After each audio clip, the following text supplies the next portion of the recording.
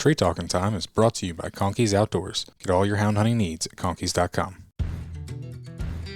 Welcome to Tree Talking Time, where we talk all things tree dogs, from the smallest fights to the largest hounds, treating squirrels to bears and everything in between. And from time to time, we might even run a little fast game.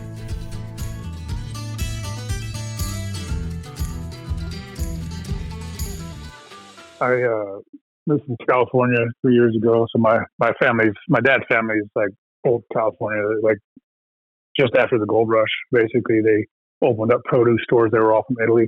But anyway, so when we moved out, and then my wife's family is also old California family too. They're ranchers, and so I never thought my wife would want to leave. So we finally just kind of had enough and decided wanted to get out, and I kind of wanted to go someplace where I'm not an outsider for my hunting. I grew up my whole life. And What, you weren't a Gavin Newsom fan? No, not at all. I can't remember the last governor in California that I liked. Actually, I can't remember ever having a governor that I liked because I wasn't alive when Ronald Reagan was governor. So, and Schwarzenegger wasn't very good either. But yeah. So we finally pulled the trigger, and crazy stuff happened. I got laid off from my job, so it was kind of like a God thing because I'm kind of stubborn. I'm a football coach and teacher, and my wife's a teacher, so I kind of got settled in. So I got, with all the COVID stuff, I got laid off. I was a head football coach. I got laid off from my teaching job, and I was just like, okay, well, maybe this is a sign. It's time to go. So we put our house on the market, sold it, and worked out. We were able to move and buy a house here. So it was good timing. And that's awesome. Right before we moved, so like my mountain cur that I have, I don't know, she was maybe not quite a year old yet, and I got another terrier from my buddy that I got my original terriers from. He's like, "Oh, take her and you can hunt her with your dog," Okay. And so I lived on a golf course, and I had a golf cart, and I used to run my dogs every night, and running the dogs, and they treat a coon like right behind these houses. And I'm like, oh no. And so I got like 4 spotlights shining on me, and I'm like, oh my goodness. And I was like, I'm going to be in the stinking newspaper. But I finally got the dogs caught up and got them out of there. And I had the collars on them and stuff too, just so I could, keep control of them, when I run them. And so, I took the collars off and hit them just in case the security caught up to me before I got home. I was like, shoot, I don't want to get busted for that. Not look good. But I was like, oh my goodness. There's like 4 different back porches with spotlights shining on me. I was like, oh my goodness. I know that feeling. Yeah. I had a dog. He walked up into a neighborhood in the middle of, like, we were coon hunting one night. And I don't know why I decided to not turn my light off, but I just like walked up through the backyards. I was like pretty young, pretty early in my coon hunting career. People were coming out, like, "What are you doing?" I'm like, "My dog's up here, just trying to get my dog." Yeah. But yeah, I know that feeling. Yeah, it was a little embarrassing. Why don't you introduce yourself?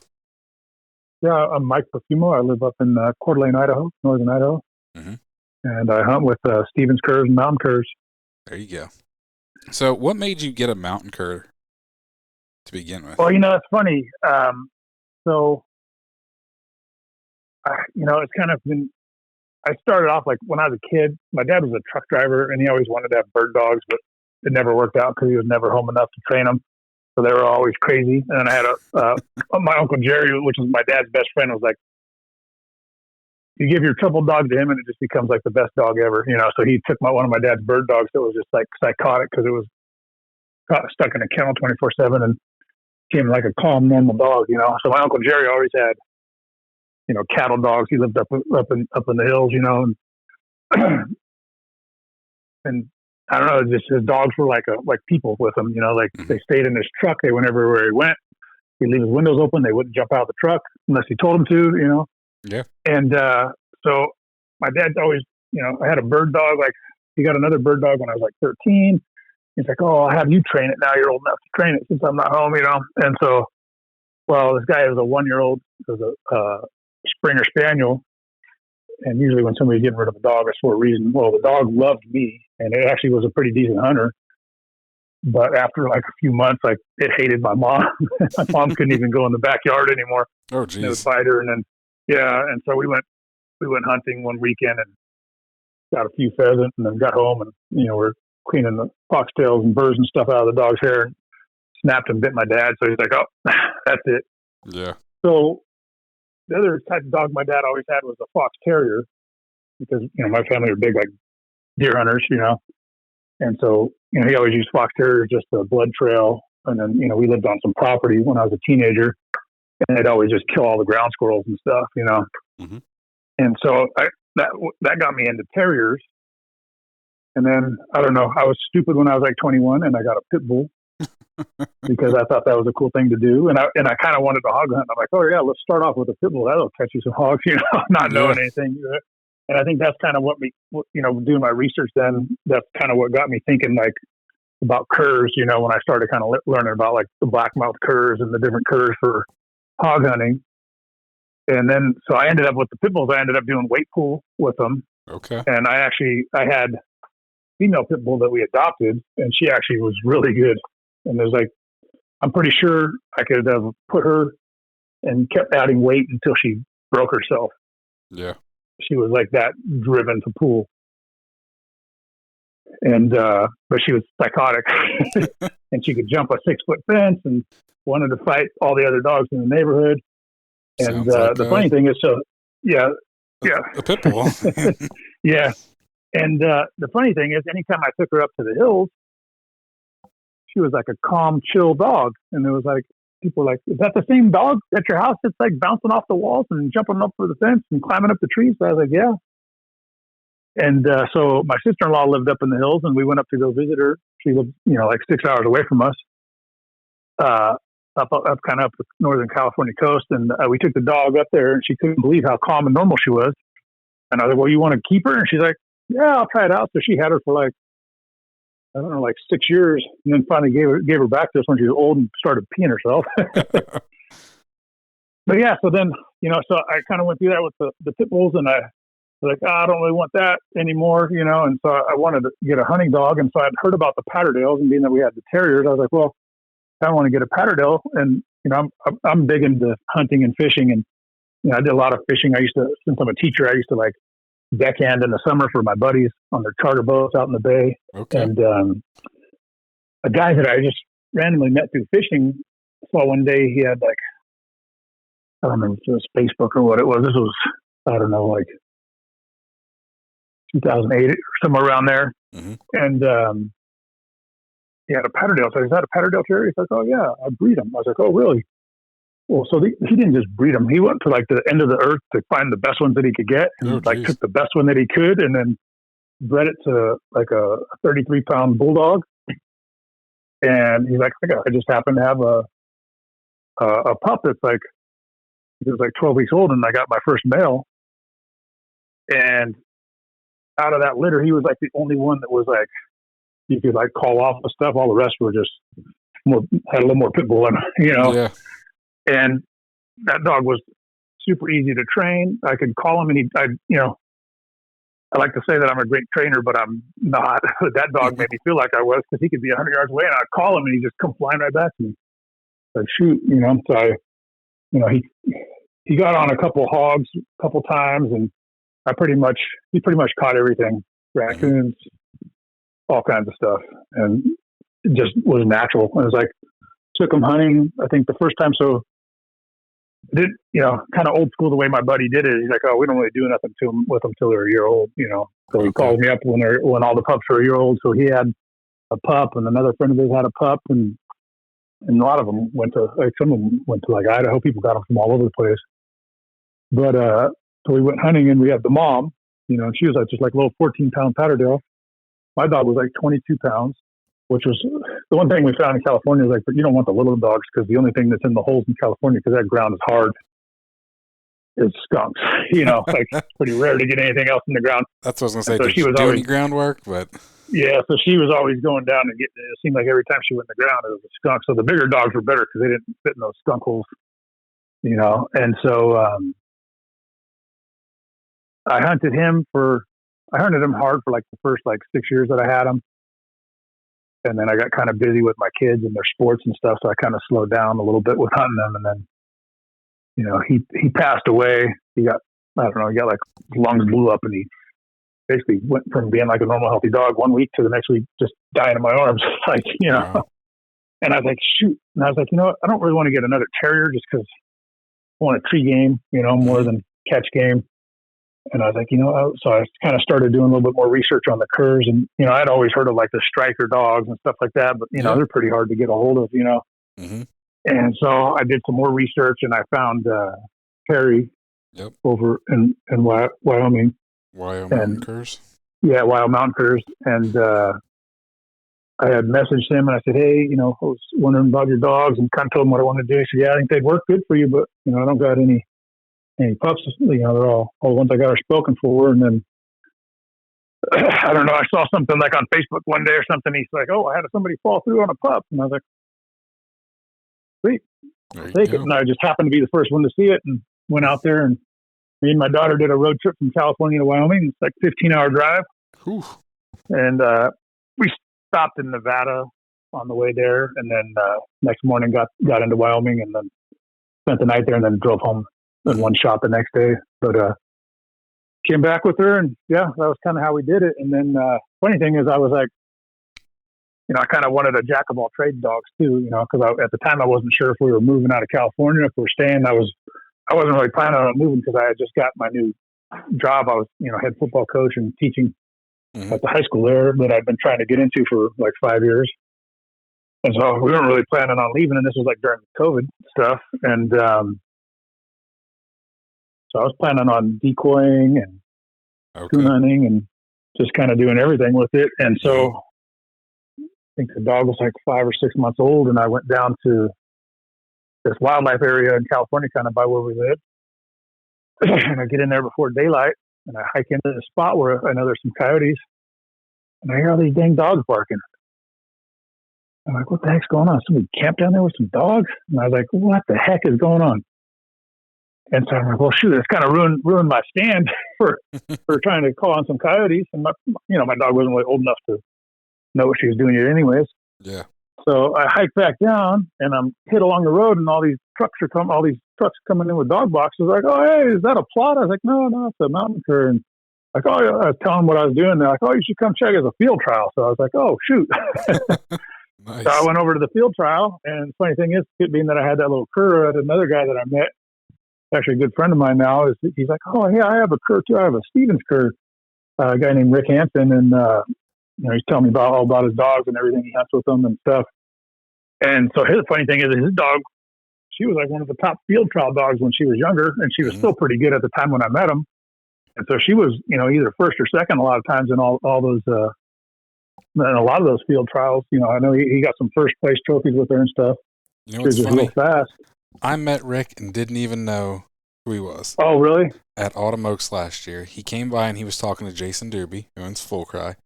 And, you know, they knew each other, and so they were sitting there talking. Like I said, hi, how you doing? But I never knew who he was or anything. Like, they talked about, you know, California and hunting over there a little bit. Okay. But I just didn't realize who he was. Yeah. And then recently, I don't know, he put a picture up in one of the Stevens group or something, and I was like, huh, I met him. Didn't even realize it. I would have talked to him about his Stevens if I would have known who he was. Yeah, he's a super, super nice guy. Super nice. And anyway, so I'm meeting him, and so then he was actually the one. He's like, oh, you should call and talk to Don Page, you know, find out more about these Stevens dogs.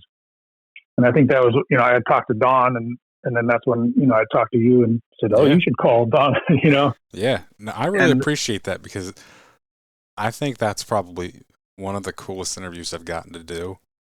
And nothing super profound about it. It was like 20 minutes, but just the fact that at his age and he was still hunting, I just thought it was super cool. So, well, the coolest thing is I got to go hunt with his great grandsons last summer. Yeah. and they were listening to the podcast. It was super special to them. So I was like, man, that was really cool that all happened like that. It was, I think it was super, super special to their family. Yeah. And that was when Dakota had his grandpa's record and treated on a 111 bear that weekend. Yeah. That was a really special time. I was like, wow, I wasn't expecting to be a part of something like that, you know? Yep. It was really cool. But yeah, so then I after all that, and then I talked to AJ, Don's great grandson, and he went and got me that Stevens cur. He went all the way back out to Kentucky and picked up, like, I forget how many. I think he bought about like 8 or 10 pups. Yeah, I knew he brought quite a few.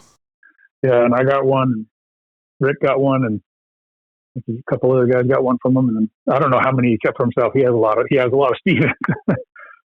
But yeah, and that's kind of been, that's kind of how I ended up with getting into the curs, and they're very different from the mountain curs. The Stevens are. Mm-hmm. They kind of work good together though. So my mountain cur, she's a little bit more hot nosed, but she's like super smart and easy to train. She's like lockdown tree dog, really good locator. Yeah. She wants to mess with squirrels sometimes, which drives me nuts. But and we just have those little red squirrels up here. We don't have like gray squirrels or anything. I guess you could hunt the red squirrels if you really wanted to, but with the trees that we have, good luck finding them. Yeah. But she does good, on the bears and the lions, and she hates bears. She really wants to fight the bears. So we haven't had a really mean one on the ground yet. So I'm interested to see what happens when that happens. So hopefully she's smart enough to stay back from it. But mm-hmm. So then she's a little bit quieter. I wouldn't say she's silent. She's like a semi-silent dog. Okay. Yeah. And like sometimes she'll be wide open, sometimes she won't make a peep. So I don't know. And she's 4, so I was like, she'll be 5 next year. So you figure, or this fall, she'd be kind of lined out with the way she does, but she does do some different things on us. I can tell when she's messing with a squirrel because she does like a high pitched bark. Okay. I'm like, dang it, Ruby, knock it off. And if there's a coyote, then she has like a growl in her bark. I'm like, oh, there's a coyote, so. But she's pretty good. She won't. I won't say she won't trash. She won't trash deer, mm-hmm. but I think every dog will trash on a moose. I just come to that conclusion. I don't. Some people say, "Oh, moose smells like a bear." It's like, well, no. I think they just stink, and the dogs love the smell and want to run. Yeah. I talked to a few other guys, and they're like, "Yeah, dogs can smell like we see color. They know it's not a bear." Yep. So. When you got her, like you said, you were kind of looking to have a jack of all trades dog, decoy some coyotes, maybe tree a coon or two. And with moving to Idaho, I think your goals have kind of seemed like that, at least to me, like they've shifted to you're now trying to make a pack of big game cur dogs, right? Yeah. So I always wanted to hunt cats. Even when I had my terriers, like on my cousin's ranch, there was a bobcat that lived by his house in the culvert. And this was back when you could still run bobcats. And I was trying to catch him with the terrier, but that was not going to happen. And so I always had this thing. And so actually, part of the reason why I wanted to move to Idaho is because I wanted to be able to cat hunt. I wasn't really even interested in bear hunting. I just wanted to hunt cats. And the first year we got here, I didn't really get this. We had actually a good winter that year, and I didn't really get to start hunting until the second half of the cat season, like January 20th or something like that. I was able to get you have to live here for 6 months to get your resident hunting license, unless you lie. But I'm an honest person, so I waited my 6 months. And so I was like, well, shoot, that was fun. I had a blast. I didn't catch any cats, but I got a couple tracks, and it just everybody said, oh, all you gotta do is walk out a track. It's like, well, you've never been to the area where I live. You're not walking out a track here. Not very many. Every once in a while you find one, but man, you get underneath those trees and it's just a block of ice and there's no tracks in there and you can't even get through it. And yeah. So that was my first year. And then I ran into my friend Carter. He's a young man, he's only, I think he was not even 18 yet when I met him. And he's just a hunting machine. He lives and breathes. He's a guide. So he guides elk, he guides mule deer. I think he's doing some guided spot and stalk bear hunts right now. He's Okay. up in Bonners up north, and he's actually working on going in and buying part of an outfitter, and he's only 20 years old. Wow. But he has a pretty good pack of dogs. He has one dog that is just a superstar dog named Gas. Very And cool. you drop that dog, you're going to find you're either going to pick him up like 10 miles away, or you're going to be at a tree. Yeah. But he's just lights out, and he'll run a cold track. He'll wind a bear that hasn't even passed the road that's down in the canyon and go catch him. Mm-hmm. So I want a cur that does that can do that. That's my goal.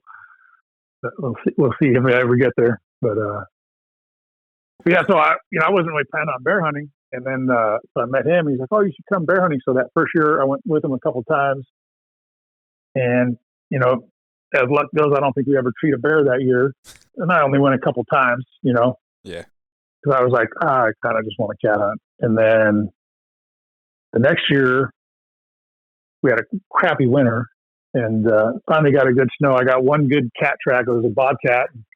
My dogs trailed it, and I actually put them on the track thinking, oh, they'll take it, and they didn't. They came back, so I walked it out like everybody said. It was finally good enough snow. It had just snowed like 10 inches overnight, and I was like the first person in, and that track came off, and it looked pretty fresh. So I walked in, and there was a big blowdown. It was like the size of a football field of just logs.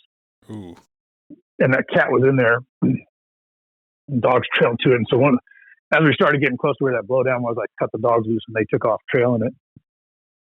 And my mountain cur was in the blowdown trying to find it, and my Stevens cur looped around it, and I think she bumped her out, and my Stevens cur ran her, and they were both treed like, I don't know, maybe like another 400 yards from that blowdown. But it was like a grove of trees where you just, they're 100-foot plus trees, and you can't see the top of them. It's just a canopy. Mm-hmm. And so I sat there and ate lunch just watching, and the dogs are both like walking on their hind legs and looking up the tree. And I was like, dang, I don't know if it was in there. So I decided to do what everybody says to do and just do a big circle around it, see if I could find an out track. And on the circle, we hit a little road up above, and there was a lion track on that. And my Stevens car took off on the lion track, but I ended up having to call her back because it was heading in private property. Okay. And so we looped back down, and then I found the out track, but I don't know if it ended up being like an hour later. So I don't know if it came out of the tree and left, or if it was there all along. So I wasn't 100% sure. But I was like, okay, it was one of those things where I'm kind of like doubting my dogs. I'm like, do I have the wrong dog? Do I need to start over here or what? But I end up feeling, when that happens, then you feel a little better. Mm-hmm. And I was like, I'll try bear hunting this year. And bear season came around, and talked to my buddy Carter, and we set up a bait and got the dogs going. And so my dogs were kind of sputtering a little bit at first. Well, funny thing is my Stevens cur started off pretty good. She, before bear season opened, we were walking to this spot where we had a mountain lion all winter. And it was like, we'd go in, hike in the snow, and come back the next day, and then there'd be mountain lion tracks and my tracks. Yeah. Like, dang, we just for a day off, And so we went in there, and as the snow was kind of melting off, and we ended up, my dog was kind of running with his lead dog, my little Stevens cur, Fern.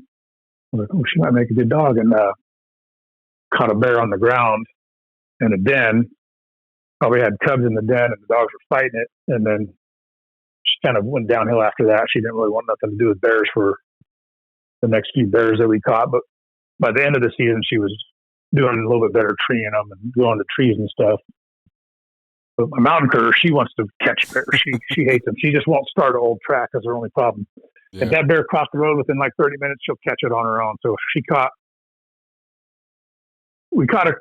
So earlier in the season, like the beginning, like June, she caught a couple little cubs that she popped up off the bait and was treeing. And of course, they're like way up in the tree where you could just barely see one. Finally poked its head out so I could see it. And I was like, okay, confirmation. She got one. Yeah. But it wasn't, she didn't trail it or anything. And then by the end of the season, after I went down and hunted with AJ and Dakota, she was running them pretty good and would go with the big dogs, and came back and she caught one by herself, but unfortunately, I never made it to the tree to get confirmation because I had a train wreck with my other two dogs.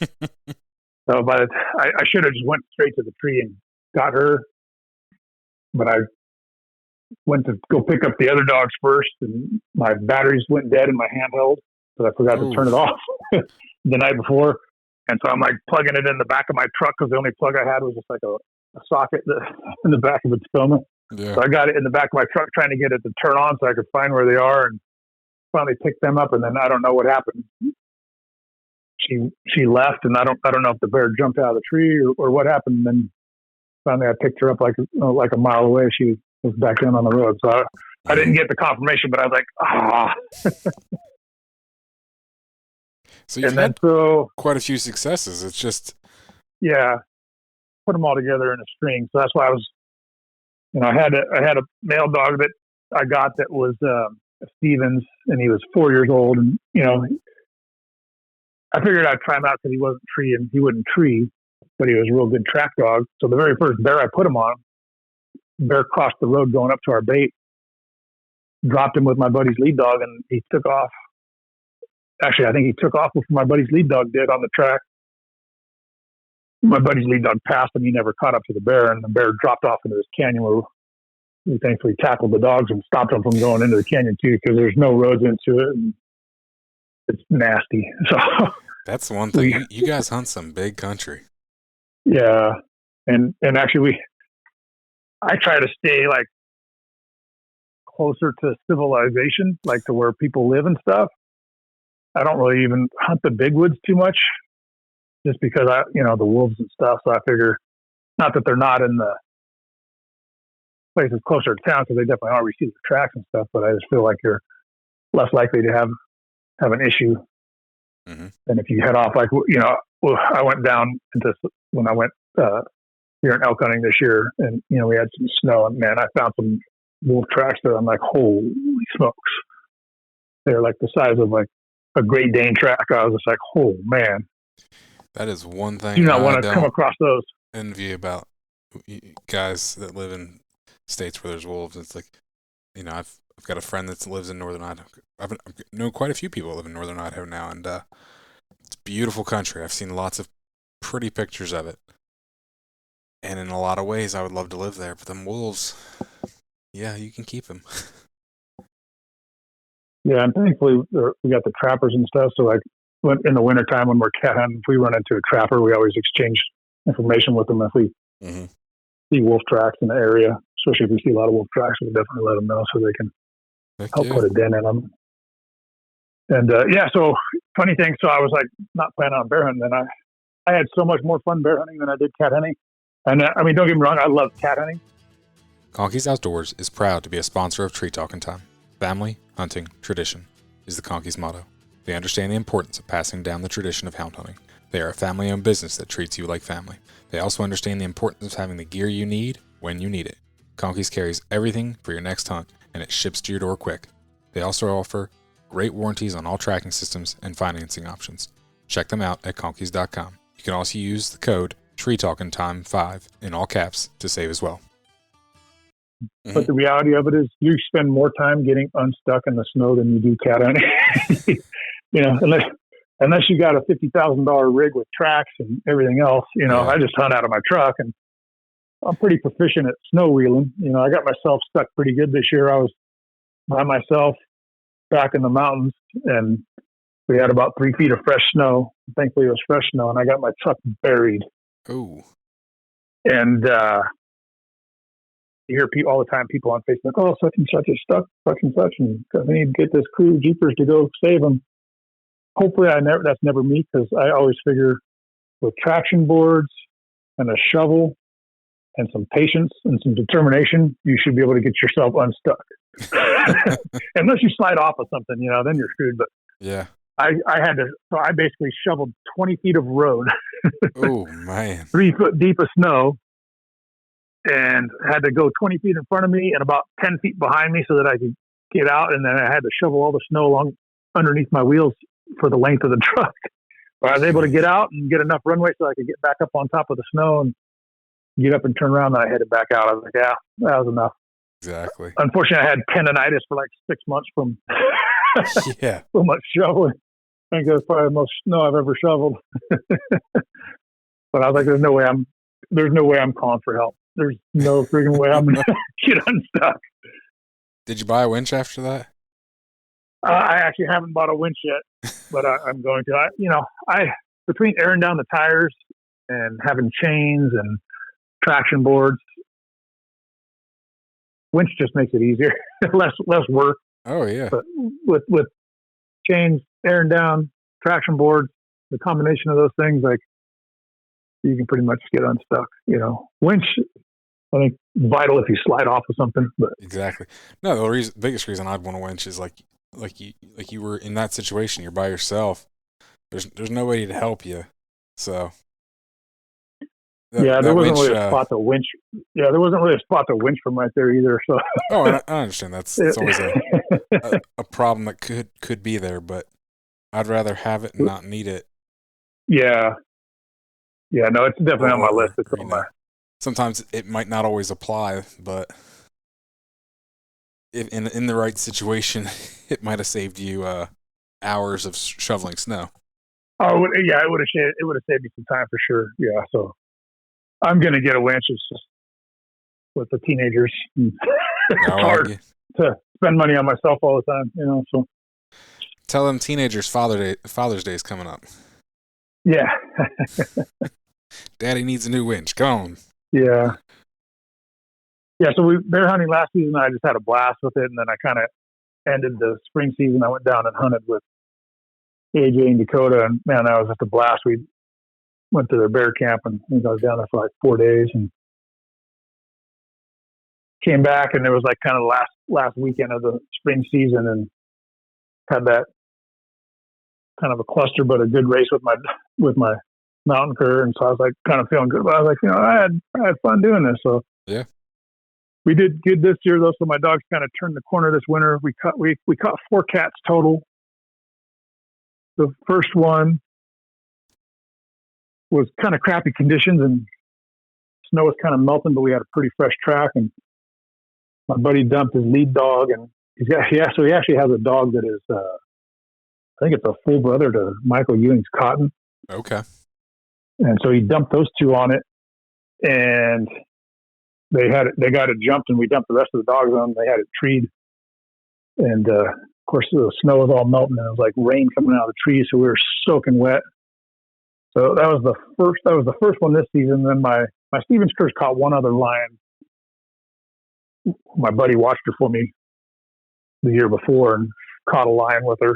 Nice. And then after that, we caught 2 little sub adults. And so the first one, we were problem was he didn't want to drop his lead dog because it was like 800 yards from private property, and it was like a pretty fresh track going in. So I walked my 2 dogs in there and cut them loose, and then he cut his 1-year-old dog that he has after I was down there, and he came to us, and his 1-year-old and my dog took that track and went in and struck and had it treed within like 200 yards. Cool. And so I was like feeling pretty good about that. And then we went back and caught that. I think it was the same one. There might have been 2, but we caught it again the next day. And then the last cat we caught was like in April. It was right when I first got that Aussie dog, and me and my buddy had gone in. We were shed hunting, and we walked into this little canyon where we know there's a lot of deer and elk winter. And man, I got down by this creek, and I was like, "Ooh, what the heck is that pile right there?" Well, it was a deer that was buried, and like another 40 yards, there was another deer that was buried, and then maybe 200 yards from there, I found an elk. Jeez. Carcass that was just piled up, and I was like trying to figure out, well, it's not ripped to shreds by the coyotes or anything, but it's not buried, but it's totally picked clean, and it's just all piled up with the hide and the bones. I was thinking, you know what? That's from when there was snow. It was probably buried in snow, and the snow all melted off. Mm-hmm. And so I called my buddy, and I just had that Aussie dog with me. I didn't bring my other 2 dogs because I was just trying to, get him used to me and stuff. And he'd never seen a cat before. So my buddy came in with his dog Gas and put it on the kills, and then nothing happened. I was like, let's come back tomorrow morning. So we went back the next morning I brought my 2 other dogs, and he brought his dog. Did he bring? He brought. I think he brought 2 of his dogs, and we went through where those kills were, and we went around the corner, crossed the creek, and kind of hiked back on the other side of the creek, and all of a sudden they got struck. So I think it had another pressure kill in there, and pretty sure it was on a kill because it was like not like maybe like 400 yards, and they had it treed. Jeez. And that Aussie dog was on the tree. You know, all the dogs were in there. Even my buddy that was with us has a short hair. It was even at the tree. He didn't go immediately with the dogs, but by the time we got there, he was at the tree. He wasn't barking or nothing, but he was at the tree. I'll tell you what, a buddy of mine, and I think I've said it on here before, a buddy of mine had a short hair when we were, I don't know, not long after we were out of high school, and he bought a house, and so I moved in with him, and I was messing with some pups and a coon hide, and then the short hair was in the house, and after I put the pups and the coon hide away, I let him out just to go to the bathroom, and he went right over to where I'd been messing with those pups, and you could see like light bulb was trying to turn on there, and so I put him back up. I ran a drag for him. All it took was me to, when he went, found the tree and he just stood there and was looking up. All it took was a little bit of encouragement, and I had him barking.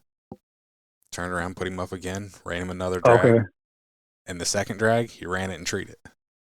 Huh. And I told my buddy, I'm like, I'm going to go take your dog. I'm going to take him coon hunting. And he's like, good luck. He goes, that dog sees a gun and he will run under your truck. So there went me turning that dog into a coon dog. Otherwise, I probably would have tried. Yeah. Well, I did a drag for my buddy's dog, and he didn't tree, but he trailed it and was right at the tree. I was like, oh, man. We've been trying to get him on a bear. It just hasn't worked out yet, so I figured we'll dump him into a bear race. I'm pretty sure he's going to run it. Oh, yeah. Be interesting to see. I don't know if he'll tree, but maybe. You never know. They're smart, that's for sure. So it usually doesn't take a lot to get them to learn that's what they're supposed to do. Yeah. It might not necessarily be a natural thing, but they can learn it. Yeah, so we got our bait up this year, and kind of the spot, like there's places I can hunt like 20 minutes from my house. Nice. But the problem is there's just a million people there, and like every gated road is like a shooting range, so it's like kind of a train wreck to go in there. But it's a good place to hunt. There's lots of bears because there's probably like 500 people baiting in there. So you're gonna rig a bear going through there for sure. But I don't really like to hunt there unless it's like a weekday evening or something like that. I try to stay out of there on the weekend. I might go for like an early morning on the weekend and try to be out of there before all the people are getting up there. But my bait is like, maybe like a little over an hour from my house, and there's hardly anybody up there. Occasionally I'll run into another houndsman. Like on a busy weekend, you might have some ATVs and stuff that are up cruising around, but during bear season, there's nobody up there. Elk season is a different story. It's loaded with people, but cat season and bear season is pretty much have it to yourself. Good deal. And so we got our bait up there. The only problem is like, it's a mountainous, about 4,000 feet elevation, but it's kind of like the last one of it's like it's kind of a standalone mountain, and the bears all kind of leave it in the fall. Okay. So once all the huckleberries are gone from there, they go up to the higher country, and those huckleberries up there all there through like August into September. So I think they just travel, and so it takes them a while. So I got bears hitting my bait right now. I got one nice bear, and then a little blonde bear, but they're only hitting it like every third day. They're not coming like every day yet. So I think I was looking last year. I think I had by like the end of May, beginning of June, I had the bears hitting it pretty much regularly, just about every day. So I could take the dogs in, and we go spend the night up there, and then bears are usually on it in the morning right before daylight, so we can go put the dogs on it. And right now, those bears they're leaving the country though. So I think I told you earlier that we're up on top of the mountain. They drop off the mountain, run around the side hill through another canyon, drop down, and there's a creek that is in the spring is just blown out. So those bears just go right across that creek, and the dogs jump in and get washed out. They can't cross it. So they got to find a log or something to get across. By then the bear's gone. So then we had another one. My buddy's lead dog ran the bear, and I don't know. He ended up all the way like 6 miles. Like he went across the highway. Thankfully he didn't get run over, but Mm. Crossed the big river and crossed the highway, and we ended up having to leave the mountain and drive around and pick them up. Yep. So, and then I think we caught 2 cubs, so we went to a different area and caught 2 cubs, but we couldn't see them up the tree. It was another one of those situations where they were way up there, but we could see like claw marks on the tree. Okay. And so I was like, are they up there? I was like, did somebody else catch a bear here earlier in the morning? But it didn't look like it. The ground wasn't like torn up from dogs. There was nothing like torn up on the tree from dogs. So yeah, pretty sure they're up there. We couldn't really see them though, but like 10 feet up the tree, you could see claw marks where a bear had gone up it. So maybe they were there, maybe they weren't. I don't know. And then, 40 yards away, there was another tree with a cub in it, same thing. So I think it was a couple cubs. Yeah. There was, the thing is that there's so many baits. You can drive up these roads closer to town here, and every little turnout has a bait on it. Oh, so I'm sure. Most likely your dogs are, and unfortunately, I think our dogs are actually striking on baits right now. They're smelling the bait and striking, and I'm like, dang it, that's annoying. How long does your spring season last? So it goes through June, and then we have training season for all of July. Okay. And then we have the fall season opens up. I didn't really hunt fall season. I was planning on it, but there was, I don't know. You get all the elk hunters up there and stuff, and I don't know. It's so awkward sending your dogs in. There's the way the baits are right now with the bait on every turnout during elk season. There's an elk hunter on every turnout, and I was just like, yeah. I kind of called it off and didn't hunt, but everybody says, "Oh, fall's the best. Those bears pop right up. They're fat, and best time to harvest one." So I kind of didn't hunt. And then my buddy was gone guiding for the whole season, and then I was gone for 2 weeks. I went actually back to California to go on a mule deer hunt with my dad. Place where my grandparents actually started hunting there in the 1930s. Wow. And I grew up going there every year, and then when I got in high school, I was playing football, so I couldn't go anymore. And then became a football coach, so I couldn't go. So I had all these preference points saved up. And my son graduated, so I said, I'm going to take a year off from coaching and go with my dad. And there you go. Super thankful because right now my dad's in the hospital, unfortunately. Sorry to hear that. So probably wouldn't have been able to go if we waited another year. So yep, it was a pretty special trip. But so I missed a big chunk of the fall bear season because of that. So. I guess that's okay, Yeah. A trip with your dad, especially one you haven't made in a long time. I guess we can let you slide on that one. Yeah, it was pretty special. The hunting wasn't good. Unfortunately, the place is dependent on getting some snow to get the deer moving, and the deer herd in California is as big a train wreck as the government of California is, because there's just California likes predators. Yeah, they do. Whether they're the 2-legged or 4-legged kind, they have more rights than anything else. So there didn't used to be bears in that area. Now there's bears because the hound hunter used to keep them thinned out, and there's wolves there now. There's a huge herd of wild mustangs now. There didn't used to be elk there. Now there's elk. Jeez. And the deer herd is just hurting. Between all the predators, and just not what it used to be. So I was looking, we're up there hunting, and I'm looking at my dad's logbooks. He kept record of every deer. He counted how many deer him and my uncle would see every day, and it would be like, okay, sitting in his blind, he saw 21 deer today, 33 the next day, and it's like, I passed on, 2 3-pointers, and it's a trophy buck, it's a premium zone, and so I think we saw 21 deer we were there for 2 weeks, and we saw 21 deer total. Wow. Only one legal buck, and it was like the first week of the season. I could have shot it. I mean, it was 75 to 100 yards. It was a 3-pointer. It was a medium buck, but it's like I didn't wait 35 years to shoot a medium buck. So, yeah. And early, and unfortunately, it was like 80 degrees the first week of the season, and the deer are all up in Oregon, so it's like way northern California, and you need the snow up in Oregon to move those deer out of the mountain, and they drop down into California and go down to the alfalfa fields for the winter. Okay. and you just sit there and just strings of deer. When you get heavy snow, you just have strings of deer moving past you. And like some days, like in my dad's record, there's days where like 100 deer would go past. Ooh. And so between the weather and then forecast for snow for the next week, but it didn't come till Wednesday, and it only snowed for one day, and then it warmed back up. So never really got the deer moving, but it was still pretty special Good. trip with my dad. And I bought a little tripod and videotaped him and interviewed him and just kind of talking about the history of the camp and my grandparents and all the stuff. So I recorded that and that's cool. Shared it with my family and stuff. So especially in 10 years from now, that'll be like invaluable. Yeah. So. And, unfortunately, I probably won't ever go back. My dad's not going to put in. My nephew that goes with us just actually moved to Ohio. And that's quite he's probably never going to go back. And I don't know why. He has a friend from he's a Marine Corps, so he has a friend from the Marine Corps that's in Ohio, but still he needs to start coon hunting or something.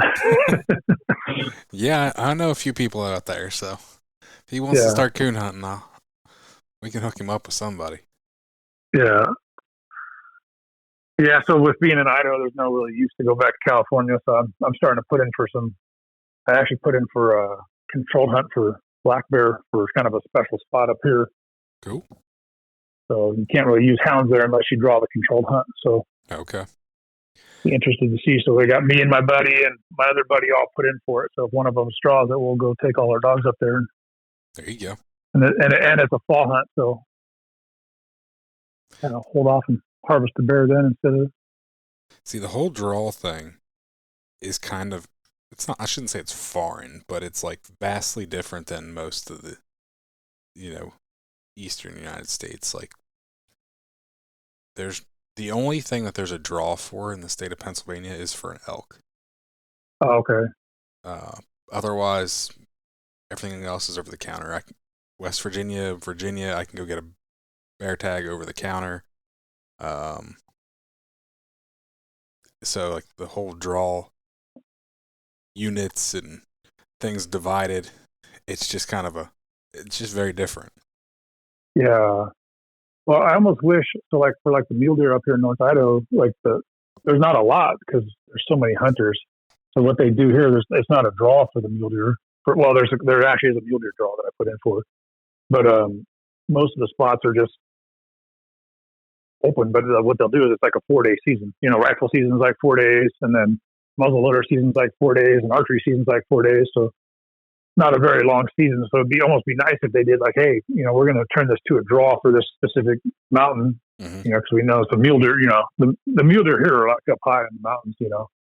Whereas like California is like you got mountain mule deer and then you got the desert mule deer. So you got, I guess you got desert mule deer here too. It's just not up in this area. These are kind of more like high mountain mule deer.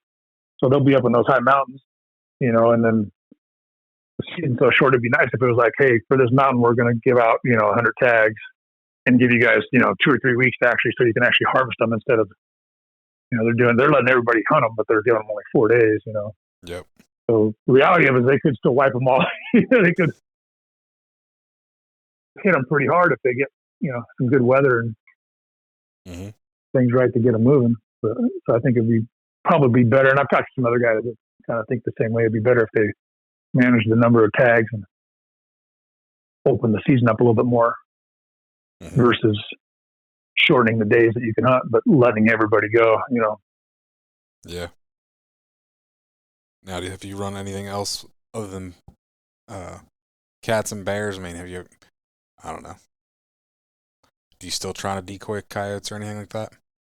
I haven't. I got a couple spots where I'm like, ooh, that'd be a good spot to decoy coyotes. There's a couple like spots where it's kind of like timber's all cut and the open kind of fire area. I'm like, I have to come try it. But it's just like hard to get away. I'm compulsive with what I do. So I'm like all about the bears and lions. It's hard to shift gears unless it's, deer or elk season. Then I certainly shift. But no, I get it. I want to go. I'm waiting for him to turn Canada in the 51st state so I can go lynx hunting. I'm only I think we're only 2 hours from Canada. Okay. Yeah. So, and I think it's technically still British Columbia, but it's like the eastern portion, not far from Alberta. So like it's like maybe a little over 2 hours to get to Canada. So, and I look on Onyx all the time. I'm like, ooh, man, that looks like it would have some cats up there. Dang it! I just, I guess I could. I'll probably do it eventually and get a passport and all that, and find somebody to find a guide or somebody that I go. And I want to take my own dogs though, but yeah, I don't want to do it yet till my dog. My dogs aren't quite where I'd want to spend money to I get it. not catch anything. Yeah. So hopefully the progress they're making. Hopefully a few more years, and so I got the 2 females, and I really want to. My goal is to have be able to catch regularly with just my dogs without any help of my buddy's hounds. Kind of my short term goal. So I kind of want to add a male. I feel like males just kind of give a little bit more fire than a female. I mean, not that you won't get a female that could do that, but I feel like sometimes the male will push a little harder than a female. So I kind of want to hopefully get one really good male, and then I'm kind of stuck with 3 dogs right now. I got one terrier still. Okay. She's like 15, and she's one of the little terriers. She never really got hunted much other than killing squirrels and stuff. But she's one of the ones that would just catch skunks in the holes if I took her. And she didn't get along with the other dogs, and those other terriers, being they were half pit, would kill her. So I kind of stopped hunting her when she got kind of dog aggressive. Gotcha. So I got her, and then I got the 2 girls, and so I live in town, so too expensive to live in the country here. So I'm kind of stuck at like 3 dog maximum. Gotcha. For now, but eventually hopefully we'll move out of town eventually once the kids are done, and get a little closer to retirement. Definitely. But my goal is to catch dogs with curs without prove that it can be done. Not that it can't. I know it can. It's just got to have the right dogs, and then I'd like to have a couple good dogs that I could kind of have a line of curs going. Have a litter every once in a while. I think part of it, you moved, so you had to learn a whole new terrain. You had to learn a whole new, different species that you were hunting. So you completely shifted gears a couple years after you got your first one. And then also you're still learning the tree dog thing, 'cause she was your first tree dog. You'd hunted with dogs, but you'd completely kind of switched from terriers to a cur dog. So you'd already switched, styles of hunting dog. And then you move and switch game species. So it's like you've had to learn a lot of things along the way, and then you're trying to get,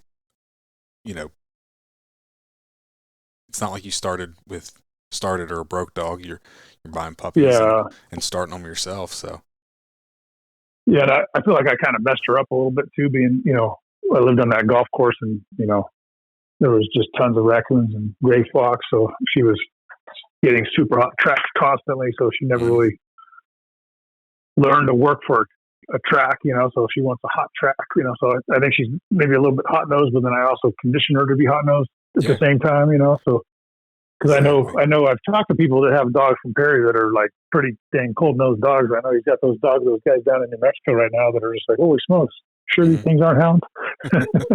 No, I've got a friend that has some Kemmers, and he lives in an area that has a lot of coon, and at the same point he lives in an area that doesn't have a lot of trees, and he catches a lot of coon. His dogs catch a lot of coon on the ground, and so, but then he's tried to hunt them on cats and bears, and he's been a little disappointed, kind of like what you said, like they don't stick with it with a cold track, and it's not that they can't run a track, but it's just they prefer a fresher track, and that's what I kind of told him one day. I'm like, what you got to realize is you conditioned those dogs just by where you live and what you had readily available when they were young.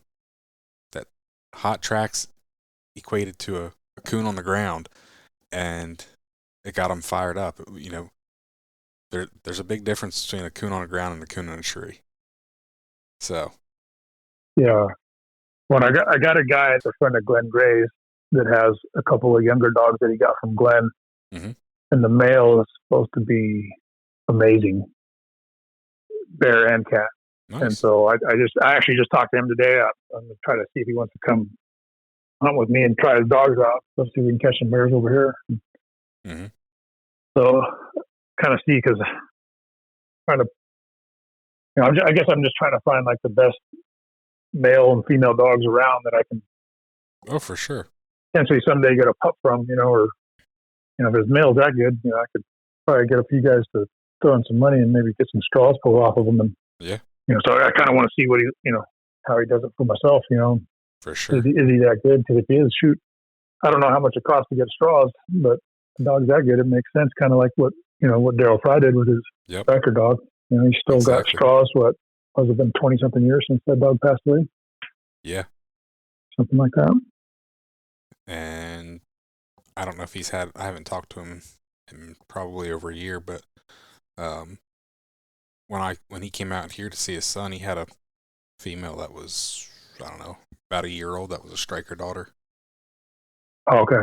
Yeah, I've thought about getting Kemmers too, but I don't know. They're so big. I kind of like the smaller size of the Stevens and the Mountain Curs. Okay. So I hear a lot of guys like, "Oh yeah, the dog's 65 pounds, 70 pounds." I tell my buddy that, and he's like, "Well, if you're gonna get a 65-pound, 70-pound dog, why don't you just get a hound?" Like, well, I guess you got a point. So he's like, "Cold nose." Sounds like a hound to me. I was like, "Yeah, well, Because it's what's between the ears. yeah, no, definitely, Regardless of the size, I think that's the biggest draw for me to a cur dog is I've hunted with some good hounds, and I think on a bad track, on a bad night, or bad conditions, I think it's hard to beat a hound. yeah, They just have that stick. But yeah, when conditions are right, and also just around the kennel, and you know, a dog that minds and all those other things, that's where the cur dogs shine. I think on the right night, cur dogs are yeah, great, and like I said, I like them all the downtime, or when I need to call them off of a track because they've crossed the private property line, and I'm like, yeah, let's not go get a ticket or have an altercation with the yeah, landowner, so let's just call the dog back. So yeah. And I had one of my buddy's hounds I took last year. So when I got out of school, I was like, well, I'm going to go bear hunting every day since I'm out of school. I was like, let me borrow one of your dogs. So I took one of his dogs and had my dog run. A little different story than having a hound in town than having a cur in town, because that thing, I yep, was like, oh my goodness, my neighbors already don't love me, so it's probably not a good idea to have a hound. yeah. And like I said, there's exceptions. There's hounds that are smart. There's hounds that are biddable. Uh, Oh shoot, I got fortunate enough when I still lived in California. I went hunting with Michael Ewing a couple times with cougar, mm-hmm. and I mean, you talk about kind of one of those things. Is like, is it him or is it the dogs or is it both? Like Yeah. the last time I went hunting with him, it was late in the season. It was 88 degrees at midnight, Ooh. and his dog struck a fox. And I want to say maybe not quite 2 hours they trailed it for before they got it jumped. And then they got it jumped and treated. And it was the road was powder. It was powder dust. Like Mm-hmm. that's how dry it was. And I was like, is this really happening? Did Yeah. this just happen? I didn't think a dog could even trail in those conditions. Not only did they trail, they got it jumped and like took like 2 hours, but they got it treated. I was like, holy smokes. Yeah. And, he's one of those guys, when he opens his tailgate, he calls the dog out one at a time by name, Mm-hmm. and nothing comes out but the dog he called. And when he goes to put him back in, he does the same thing, drops the tailgate and calls the dog by name, and they go in one by name. It's like, holy smokes, this guy knows what he's doing. For sure. Like you said, I think that's a little bit of both. Yeah. That's a lot of time, a lot of work that's went into that, training all those hounds. And I'm not saying he doesn't have smart hounds that probably make it a little easier on him, but Yeah, definitely. well, you got anything else? No, I don't think so. Well, I really appreciate you coming on. Oh, thanks, Ben. It's been Awesome. fun. I love your podcast. It's my favorite podcast. I always, just because of the curse, so I'm like, oh, can't wait. I'm always like, oh, let's see, is it a Kerr one this week? Oh, heck yeah. I like listening to the one this morning. Well, I appreciate you listening, and we'll make sure there's still quite a few Kerr Dog ones, because unfortunately for all the other listeners, I'm a Kerr Dog man at heart, so that's kind of where we end up a lot. Yeah, definitely. So, thank you very much. All right, Ben. Thank you. You can find me on Facebook and Instagram at Tree Talking Media, and until next time, keep them talking in the timber.